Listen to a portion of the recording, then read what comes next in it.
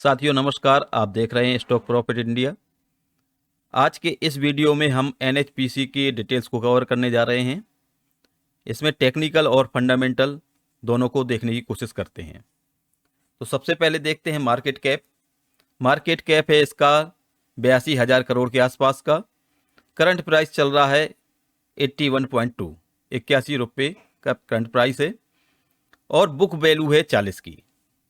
तो ये बहुत अच्छा रेशियो माना जाता है। बुक वैल्यू का दुगने पे ट्रेड कर रहा है इस समय एनएचपीसी। स्टॉक का हाई है 118 और लो है 53। स्टॉक की पी की बात करें तो 27.4 का है, जो कि इंडस्ट्री पी से कम है। तो यहाँ पे वैल्यूएशन दिखाई दे रही है। आरओसी 7.67 का है और आरओई 9.61 का है। तो यहाँ पे अभी थोड़ी सी यहाँ पे कमी दिखाई दे रही है। आरओई यदि 15% का हो तो वो अच्छी कैटेगरी में आता है। ये एक सरकारी कंपनी है और जल विद्युत में ये सबसे बड़ी कंपनी है भारत के अंदर। इसके डिटेल्स को कवर करेंगे कि कितने इसके प्लांट चल रहे हैं और कौन से नए प्रोजेक्ट हैं जो इसके रनिंग कंडीशन में हैं, यानी अंडर प्रोसेस हैं। तो इन सब चीज़ों को आज हम इस वीडियो में कवर करने की कोशिश करते हैं। एनएचपीसी के किस स्टेट में कौन से सब स्टेशन हैं वो सब यहाँ पे पिक्चर के में दिखाने की कोशिश की गई है। यदि हम उत्तर प्रदेश में देखें तो कालपी में इसका सोलर प्लांट ऑलरेडी वर्क कर रहा है और उसको कैपेक्स करने की यानी उसको बढ़ाने की भी यहाँ पे बात है। तो वो भी हम देखते हैं। बाकी ऐसा कोई स्टेट नहीं छूटा है।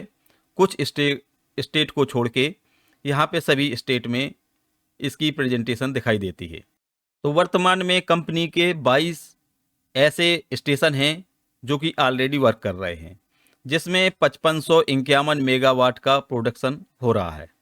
जो सब्सिडरी के साथ काम कर रहे हैं वो 4 हैं और टोटल यहाँ पे 26 हैं। यदि सब्सिडरी वाले इनकी छोटी छोटी सब्सिडरी होती हैं, यदि उनको इसमें इंक्लूड कर दिया जाए तो वो स्टेशन 26 पहुँच जाते हैं और टोटल इनके प्रोडक्शन की बात करें तो 7144 मेगावाट पहुंच जाती है। जो अंडर कंस्ट्रक्शन हैं उनमें बात करें तो हाइड्रो और सोलर के 16 ऐसे स्टेशन हैं जो कि इस समय अंडर कंस्ट्रक्शन चल रहे हैं, जिनकी क्षमता 10,600 मेगावाट की है। ऐसे कुछ स्टेशन हैं, ऐसे कुछ प्रोजेक्ट हैं जो कि अभी क्लियरेंस का इंतज़ार कर रहे हैं, जिसमें हम बात करें तो ये 6 नंबर होते हैं। 6 ऐसे प्रोजेक्ट ऑलरेडी हैं, जिसमें 4 कंपनी के पर्सनल हैं और 2 सब्सिडरी के रूप में हैं। कंपनी लगातार अपनी कैपेसिटी को, प्रोडक्शन को बढ़ा रही है और 2026-27 में जो अनुमानित है वो 8251 मेगावाट के इनके प्रोजेक्ट ऑलरेडी वर्क में होंगे। ये हाइड्रो की स्थिति है। कुछ ऐसे प्रोजेक्ट हैं जो अभी निर्माणाधीन हैं और 2024-25, 2025-26 में ये चालू हो जाएंगे। तो इनकी वजह से जो कंपनी के अंदर बैलेंस शीट में उछाल देखने को मिलेगा, उसकी संभावनाएं अभी से व्यक्त की गई हैं। इसमें 600 मेगावाट का सोलर प्रोजेक्ट है जो गुजरात में है, जो कि 2025-26 में चालू हो जाएगा। 300 मेगावाट का राजस्थान में है, जो कि 2025 मार्च 2025 से चालू करने की संभावना जता रहे हैं। 100 मेगावाट का आंध्र प्रदेश में है, जो कि मार्च 2025 से चालू हो जाएगा। इन्होंने एक तैरता हुआ सोलर प्रोजेक्ट चालू किया है, जो कि पश्चिम कल्लद्दाह में है। बहुता 2025-26 फरवरी 2026 में चालू हो जाएगा। 40 मेगावाट का उड़ीसा में परियोजना है, जो कि 2025 में, मई 2025 में चालू हो जाएगी।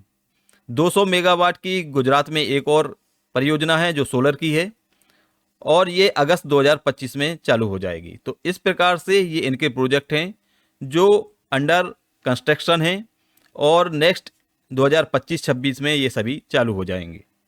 ये कुछ ऐसे प्रोजेक्ट हैं जो कि अभी पाइपलाइन में हैं, यानी इनमें टेंडर पड़ा हुआ है। यदि ये टेंडर जीत जाते हैं तो ये परियोजना भी इनको मिल सकती हैं। इसमें 200 मेगावाट की ग्रिड से जुड़ा सौर फोटोवोल्टिक ऊर्जा परियोजना है, जो कि 600 मेगावाट सौर पार्क खावड़ा गुजरात में स्थापित होगी।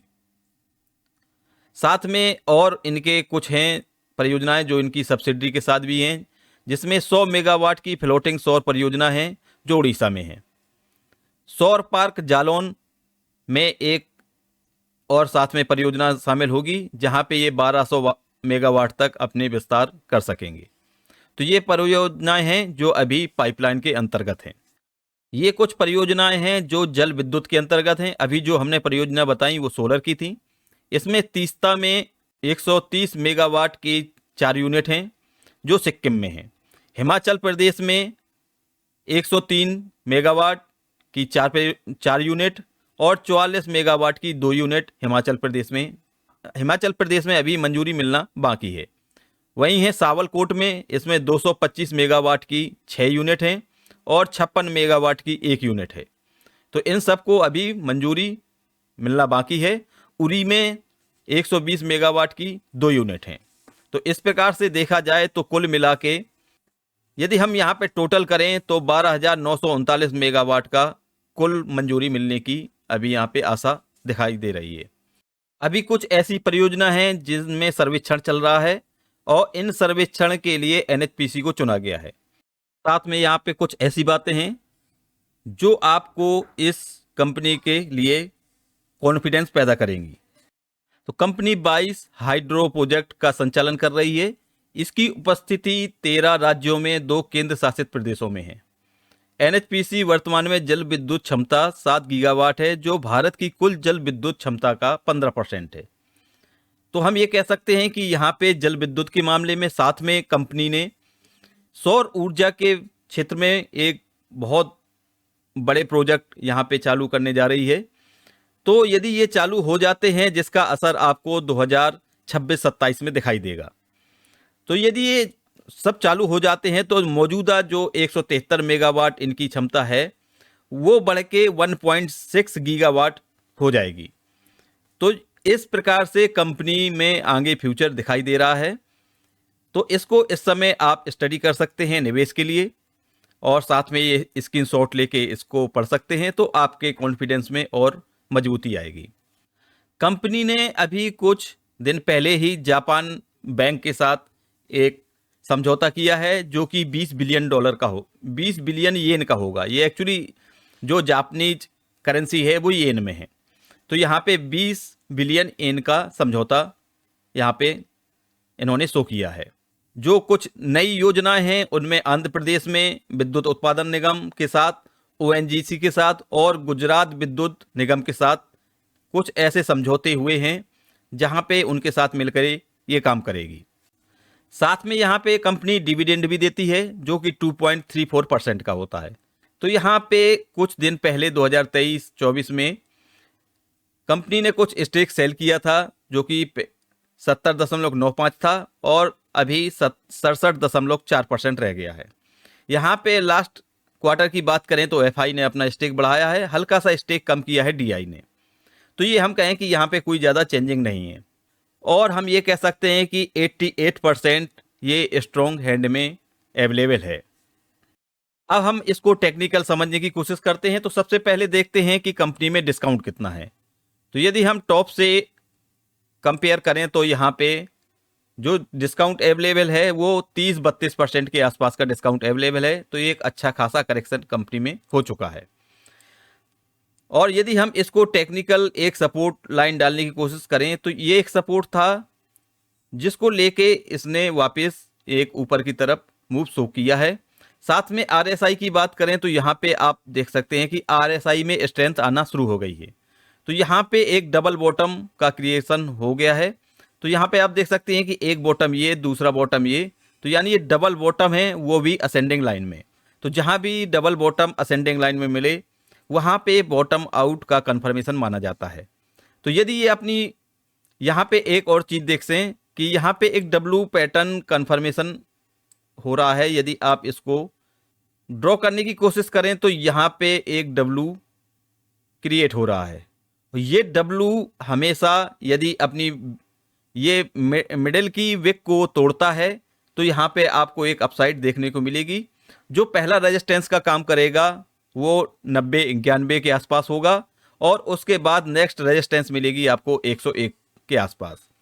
तो इसको आप देख सकते हैं। यदि आपका लॉन्ग टर्म का व्यू है तो यहाँ पे एक अच्छा प्राइस जोन है जहाँ पे इसको निवेश के रूप में देखा जा सकता है। तो ये था हमारा रिव्यू NHPC के लिए।